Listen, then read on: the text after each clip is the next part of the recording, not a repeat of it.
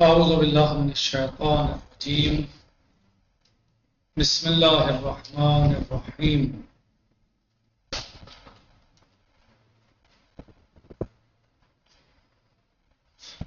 الحمد لله رب العالمين باعث الأنبياء والمرسلين بارئ الخلائق أجمعين، ثم الصلاة والسلام على أفضل الخلق محمد وآله الطيبين الطاهرين.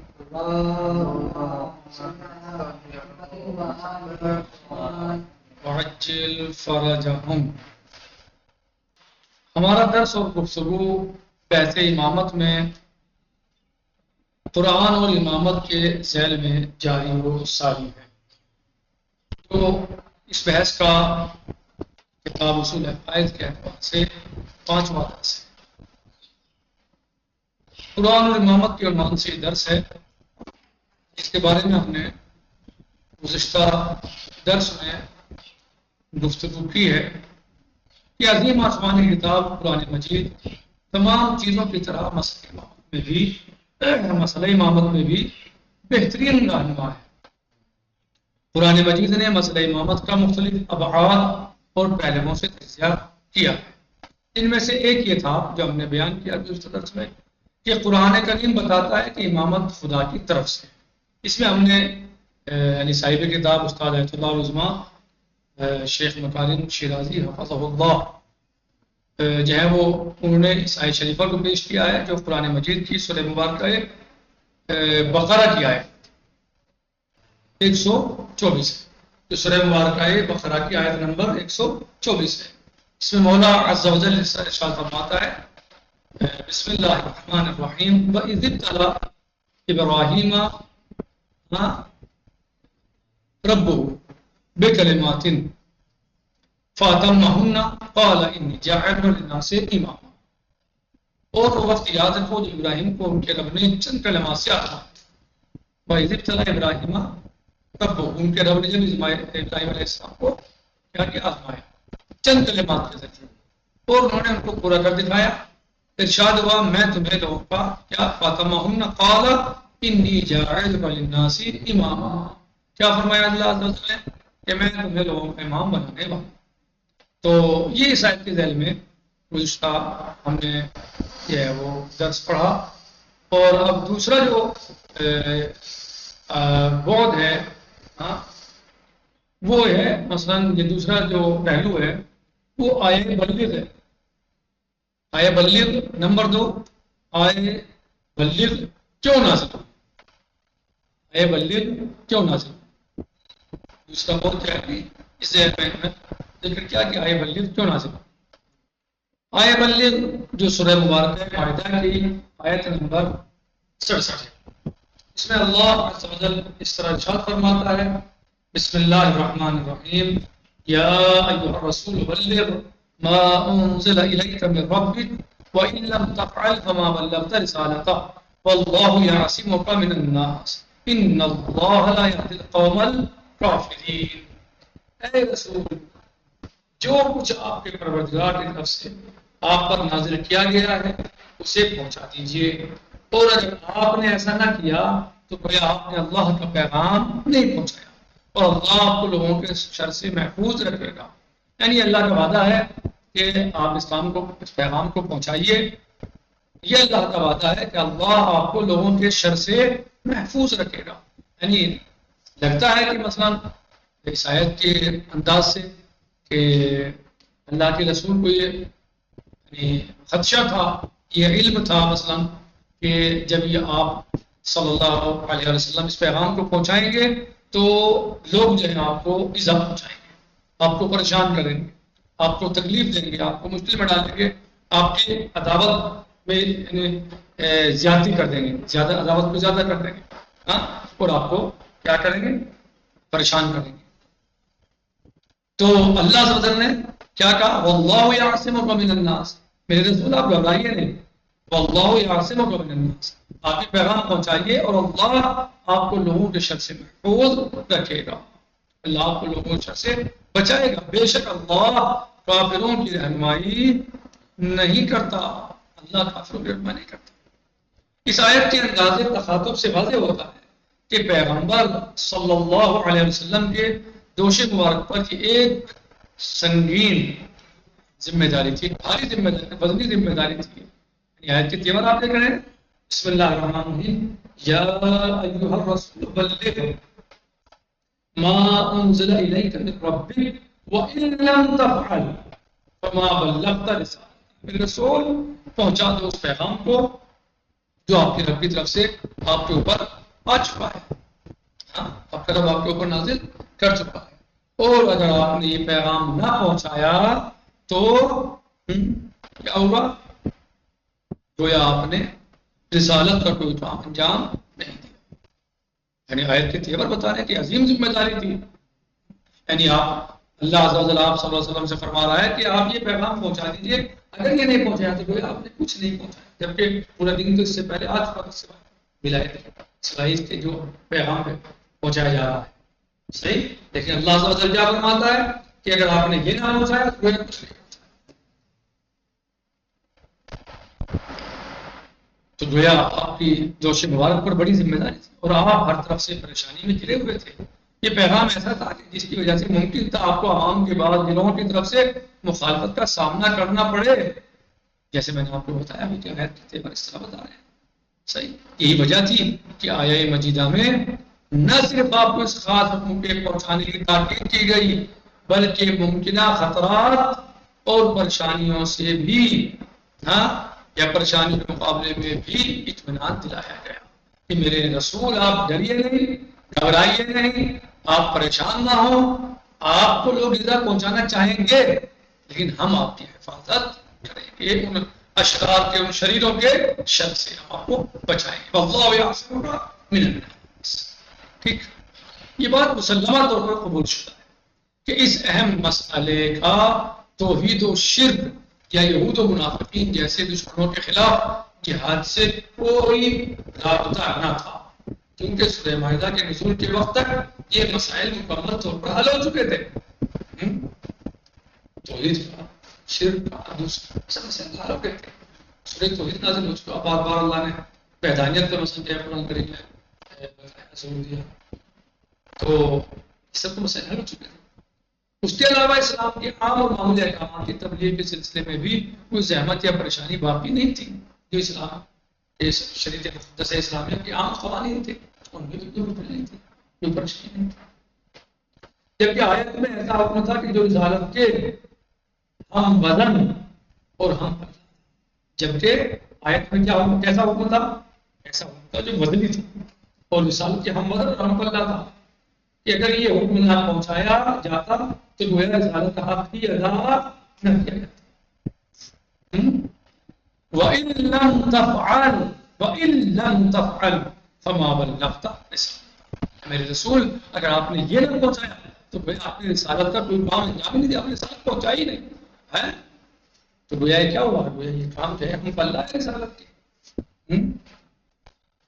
آپ نے گویا رسالت کا حق ہی ادا نہ کیا. پھر کیا رسالت کا ہم پلہ مسئلہ پیغمبر کے جانشین اور خلیفہ کے مسئلے کے علاوہ کوئی اور مسئلہ ہو سکتا ہے؟ بھائی کیا نماز کا حکم تھا، یہ کوئی روزے کا حکم تھا،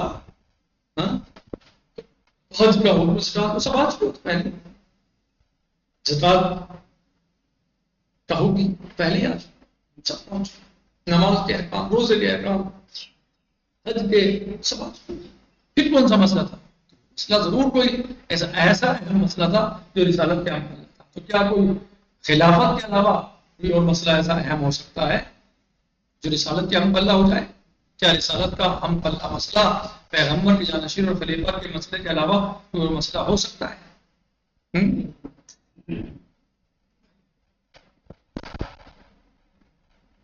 قطعاً نہیں، بالکل نہیں. بالخصوص جبکہ یہ آیت پیغمبر صلی اللہ علیہ وسلم کی آخری عمر میں نازل ہوئی تھی. یعنی آپ کا آخری حصہ عمر کا آخر تھا، لہذا جانشینی اور خلافت کے مسئلے سے بھی مناسبت رکھتی تھی. جس کی وجہ سے پیغمبر اکرم صلی اللہ علیہ وسلم کی نبوت اور رسالت کو دوام حاصل ہونا تھا. یعنی خلافت جو ہے وہ آپ کی رسالت نبوت کو آگے بڑھے گی، اس کام کو آگے بڑھائے گی جو کام آپ امت کے لیے چھوڑ کے جا رہے ہیں، امت کے بیچ میں چھوڑ کے جا رہے ہیں. صحیح، اس کو آپ آگے بڑھیں۔ اس کے علاوہ زید یعنی بن ارقم، ابو سعید خدری، ابن عباس، جابر بن عبداللہ الانصاری، ابو ہریرہ، حذیفہ، ابن مسعود جیسے صحابہ حضرات سے بھی متعدد روایات نقل ہوئی ہیں۔ زید بن ارقم، ابو سعید خدری، ابن عباس، جابر بن عبداللہ الانصاری، عظیم صحابہ ہیں، حذیفہ یمانی، ابن مسعود، عبداللہ بن مسعود، عظیم صحابہ ہیں، ان سے روایات نقل ہوئی ہیں، اور بعض روایات تو ہم تک 11 واسطوں سے پہنچی ہیں۔ صحابہ کے علاوہ بہت سے اہل سنت علماء کہ جن میں مفسرین، محدثین اور مورخین شامل ہیں، انہوں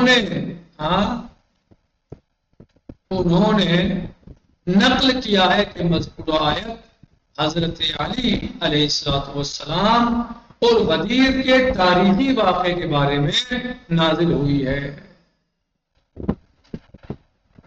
کہہ رہے ہیں کہ انشاءاللہ ہم بعد میں روایات اور سنت کے زیر عنوان داستان غدیر کے بارے میں بھی گفتگو کریں گے، لیکن اس موقع پر یہ یاد دہانی ضروری ہے، یاد دلا دینا ضروری ہے کہ یہ آیت اس بات کی روشن، واضح اور صریح دلیل ہے کہ پیغمبر گرامی اسلام حضرت محمد مصطفیٰ صلی اللہ علیہ وآلہ وسلم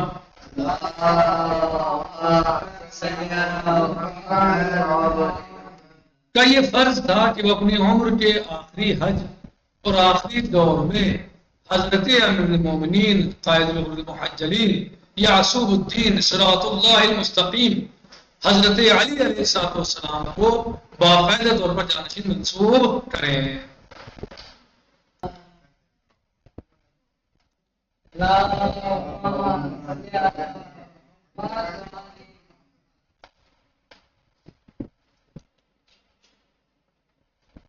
اور تمام مسلمانوں کو ان کا تعارف کروائیں، اور آپ صلی اللہ علیہ وسلم نے ایسا ہی کیا، یعنی آپ نے باقاعدہ طور پر امیر المومنین علی علیہ السلام کو خلیفہ معین فرمایا اور باقاعدہ آپ نے اعلان کیا، صحیح، اور فرمایا من کنت مولا فہذا علی مولا،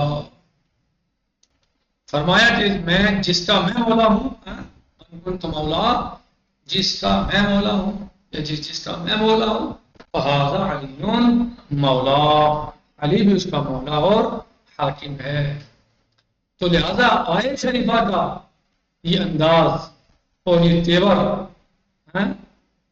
بتا رہے ہیں، اور یہ اس بات سے واضح اور روشن ہو جاتا ہے کہ مسئلہ کوئی بڑا تھا، مسئلہ کوئی اہم تھا، بات کوئی بہت بڑی تھی، پیغام کوئی بہت بڑا تھا، کہ جس میں یا جس کے لیے اللہ عز و جل یہ فرما رہا ہے اپنے رسول کو، اپنے نبی کو، اپنے حبیب کو کہ یا ایھا الرسول بلغ، اے میرے رسول پہنچا دو، انداز دیکھیں آپ آیت کا، پہنچا دو، بلغ میرے حبیب، میرے رسول عہدے کے ساتھ، یا ایھا الرسول بلغ میرے حبیب پہنچا دیجئے ما انزل الیک من ربک، جو اس سے پہلے آپ کے رب کی طرف سے آپ پر نازل کیا جا چکا ہے، وہ آپ پہنچا دیجئے۔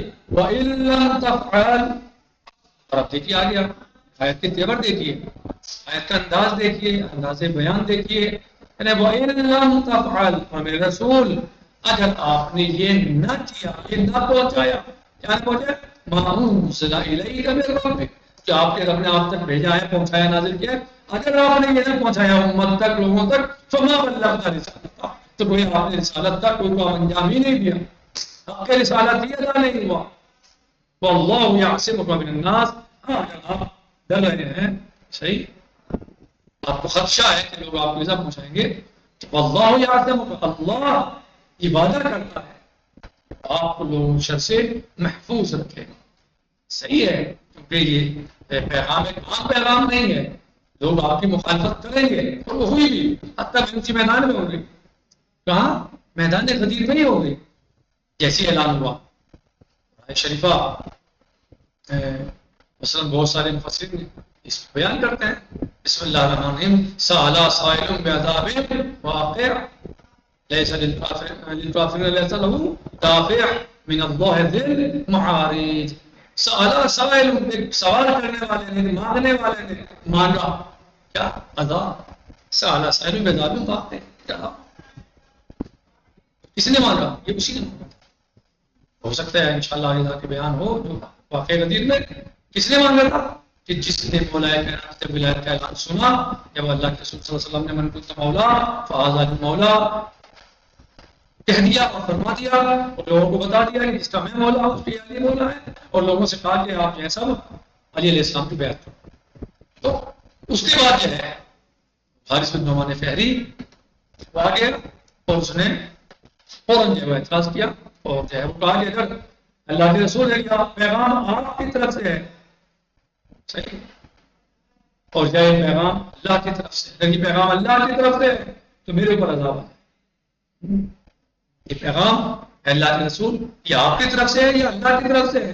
یہ آپ نے پیغام پہنچایا، یہ جو آپ نے اعلان کیا یہ آپ کی طرف سے کر رہے ہیں اللہ کی طرف سے کر رہے ہیں؟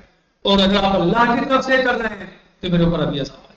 سالا سائلو بعذاب واقع، تو عذاب آیا، پتھر چلا، حارث بن نعمان فہری کو ہلاک کر دیا.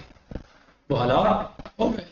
تو لوگوں کو اس بات سے یعنی زیادہ پریشانی اور دقت ہونی تھی، اللہ جانتا تھا کہ لوگ اس سے اس پیغام سے ناراض ہو جائیں گے، بالخصوص جن کے دلوں میں نفاق چلتا ہے، جن کے دل ابھی ٹیڑھے ہیں، جو صرف ظاہری اسلام لے کے آئے ہیں، صرف اسلام کا لباس پہنے ہوئے ہیں، انہیں تو دقت ہوگی. جو حقیقی مسلمان ہیں تو دقت نہیں ہوگی کیونکہ اللہ کے رسول نے پیغام پہنچایا، جو پیغام اللہ کے رسول پہنچا دے وہ حق ہے. لیکن جس کے دل میں مرض ہے، جس کا دل ٹیڑھا ہے، جس کو جو ہے وہ ابھی جس کے زبان پہ فقط اسلام ہے، ایمان دل میں ایمان نہیں ہے، فقط زبان پہ اسلام ہے، لا الہ الا اللہ محمد رسول اللہ صرف زبان سے کہہ رہا ہے، تو اسے اذیت ہوگی، یہ مخالفت کرے گا اور نتیجے میں آپ کو رسول کو ایسا پہنچائے گا. تو اللہ نے کیا فرمایا؟ وَاللَّهُ يَعْصِمُكَ مِنَ النَّاسِ، اور میرے رسول اللہ آپ کو لوگوں کے شر سے محفوظ رکھے گا. آپ اس پیغام کو پہنچائیے، اللہ آپ کو لوگوں کے شر سے محفوظ رکھے گا. الحمدللہ رب العالمین، وصلی اللہ علی سیدنا و نبینا محمد وآلہ الطیبین الطاہرین. کل انشاءاللہ تیسرے اولي الامر کی اطاعت کے حکم والی آیت انشاءاللہ پیش کی جائے گی. السلام علیکم، فی امان اللہ، خدا حافظ.